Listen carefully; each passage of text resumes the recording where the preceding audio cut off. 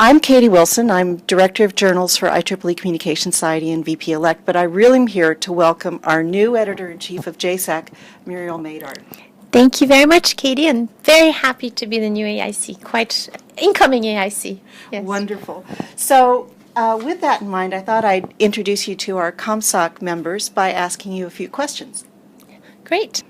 What do you like about JSAC? What I like about JSAC is pretty much incorporated in its title. The fact that it's special issue, special areas, and it's been one of the journals which I have found most useful both in my publishing, but also when I'm trying to learn about a new emerging area or even an established area which might not have its own journal but has its own community, and being able to look at those issues, being able to really get not just a snapshot, but a thoughtful, archival in many cases, representation of what's going on and possibly what's coming, I find very motivating and very precious. Wonderful. What's your vision for JSAC? How do you see JSAC evolving?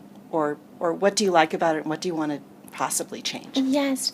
So, as I mentioned when we were chatting about my taking on this gig, which I was delighted to be offered, the Communication Society membership is quite varied, and our own society is currently, I think, in a state of flux. Now, often when one says state of flux, it means it in a bad way, but I mean it in a good way, in the sense that there's a lot of movement.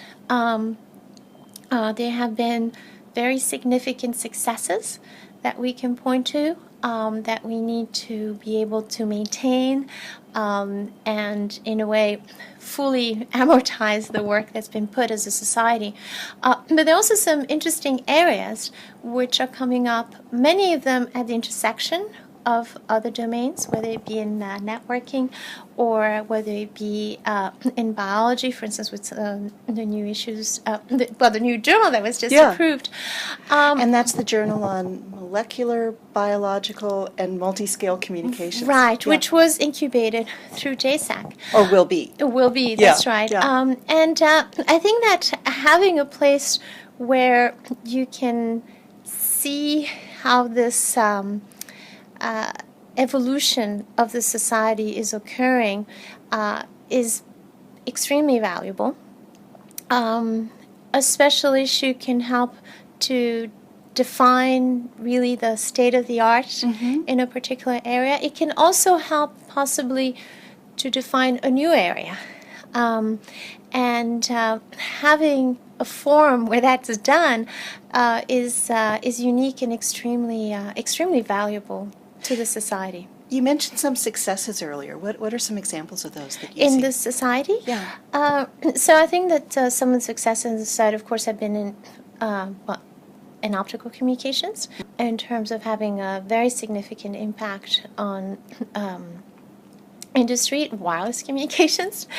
But I see some other areas which already have very significant areas of research where ComSoc has a role which maybe is not fully established yet, and as I said, is in flux, but in a good way. I'll give you a couple of examples. One of them is in the area of computation, in network computation, for instance, cloud computing. I'm quite biased because I was co-editor of a special issue in JSAC on that, which was led by my colleague Manjunath. Other areas are general storage.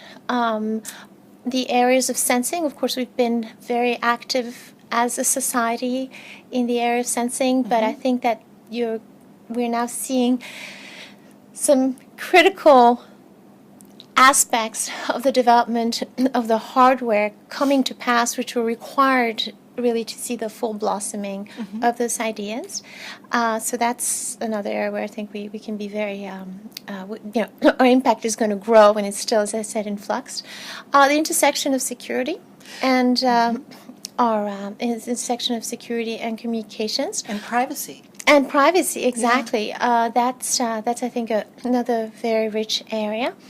And of course, related to that, not to use a buzzword, but they have what's called big data. But in general, the management of very large, unwieldy amounts of data, which are still by and large not being managed in what we would call a com-theoretic, information theoretic, network theoretic, whatever you may wish to call it, way. There's some interesting intersections there between, I think, artificial intelligence and the areas that would fall more traditionally in ComSoc. So those are just some of the examples which I think make JSAC a particularly useful forum for our society to be exploring these areas, as well as established areas which need regular or semi-regular check-ins. That's right. Because they're being still quite active and having contributions which maybe are not followed widely, but definitely merit the sort of intermittent archival quality issues that JSAC provides. Sort of the go-to place for what's new and what's happening, Exactly. as well as what's right. Yes, I hope so. I mean, certainly that's been my experience thus far, so my hope is to be able to maintain that. Okay, great. What's your area of research and how did you get there? How did you evolve there? So my area of research is in communications, networks, information theory. I've been doing quite a bit of work in network coding specifically. How I ended up there, like most things, is by happenstance. I had been working in information theory for my doctorate, and after graduated, started working in optical networks by working at Lincoln Lab, actually in the division that Vincent Chan, your predecessor, led there. And upon taking my first faculty position at University of Illinois Urbana-Champaign, I happened to strike up a friendship with Ralph Coder, my collaborator there, who was a coding theorist.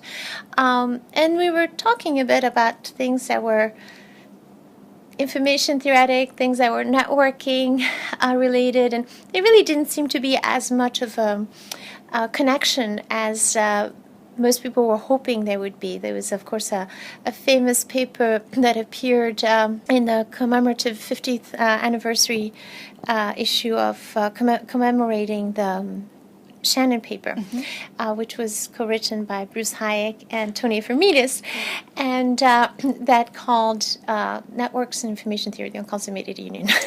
I love that. Yeah. And so there was very much this feeling that there were people working in both areas. There was a feeling of some intellectual kinship, but it was still pretty much different areas. And through chatting, we started talking really about whether you could take a simple rerouting algorithm, such as you would find in optical networking, and express it as a code. And we first set ourselves to just solve this little puzzle. At the same time, Bruce Hayek had pointed Ralph to the paper, which at the time was just a preprint by Rudy Alsvede and Ning Tsai, Bob Lee, and Raymond Young on network coding. You know, things started happening, so it's quite by happenstance. Isn't it funny how most things happen by happenstance? You Yes. just sort of fall into something. Right. Yeah. Yes. And conversations in the hall and lunchtime conversations are just... Absolutely, yes. Ralph and I were just going off into coffee together and chatting about our respective areas. Now, of course, being an information theorist, I was somewhat knowledgeable about codes, but really was not a coding theorist by any stretch of the imagination. So we could talk the same language, but had different expertises, and that was very useful. Oh, that's wonderful. What do you like to do in your spare time? Do you actually have spare time? So I have children, Yeah. and I like to spend You have very time nice with them. children. Thank you very much. I'm quite partial to them. I do like to run. I like to read, and I like to bake. Oh, do you like to bake cakes? Yes. Which requires precision. Maybe it does, but it doesn't get it from me. Yeah, You know, as an engineer, you get, a few dB. Here, That's there. right. You try different things. That's right. Sometimes I explain research to my students that it's like cooking. You start with a recipe, Yes. And then you modify it? Exactly. Yes. Yes. And the things that are not pretty, you don't publish, and you don't feed to other people. Exactly. You feed your Put them in that's the right. bin. Exactly.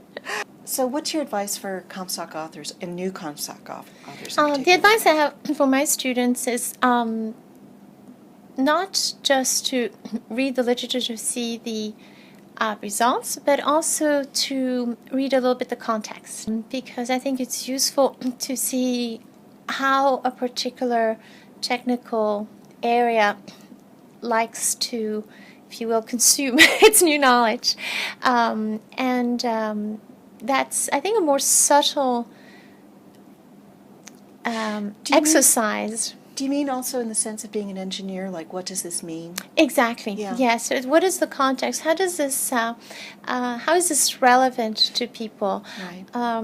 And does this? Is this something that confirms beliefs that were maybe never explicitly stated, or runs against them? Right. And those are more subtle points, but I think that really makes a difference often between a paper which may be correct and novel, but doesn't create excitement, and a paper that maybe has that extra spark, Right. and that will gain attention. So I think thinking about the larger contextual issues And the intuition. and the intuition, exactly. Yeah. Without, and that again, that does not in any way remove the requirements for rigor and careful writing, but it does. It really does enrich the research.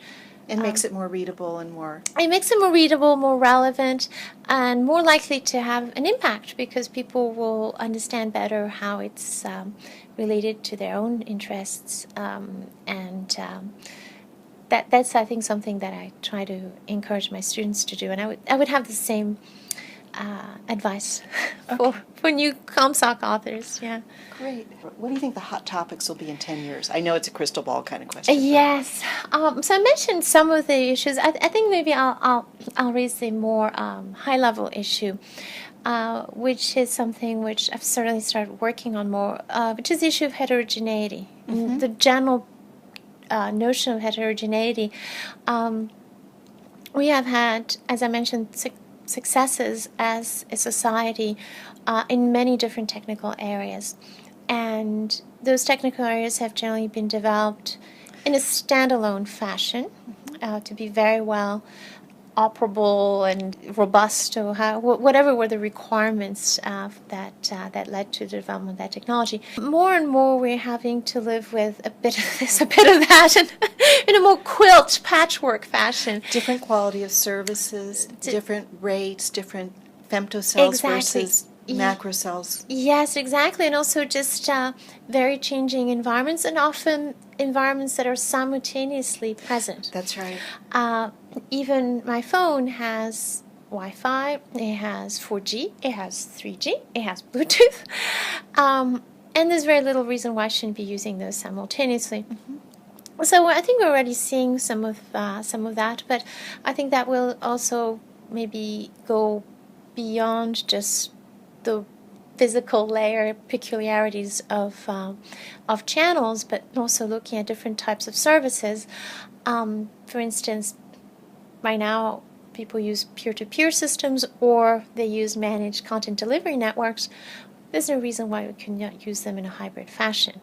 Mm-hmm. So I think that in general, this idea of heterogeneity of resources, of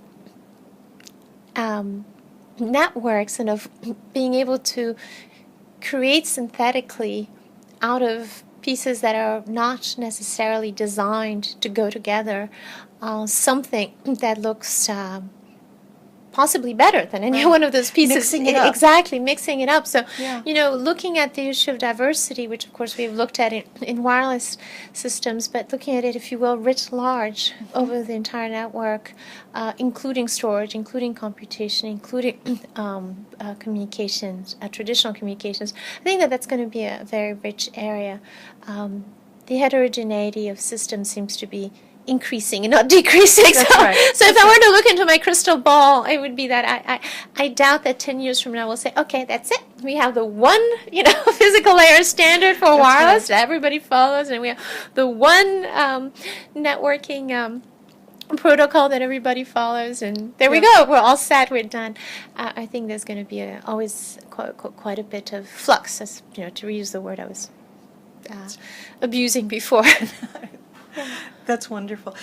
Anything else you'd like to say to the future readers? Or I think mostly that I hope that they will continue to contribute to JSAC.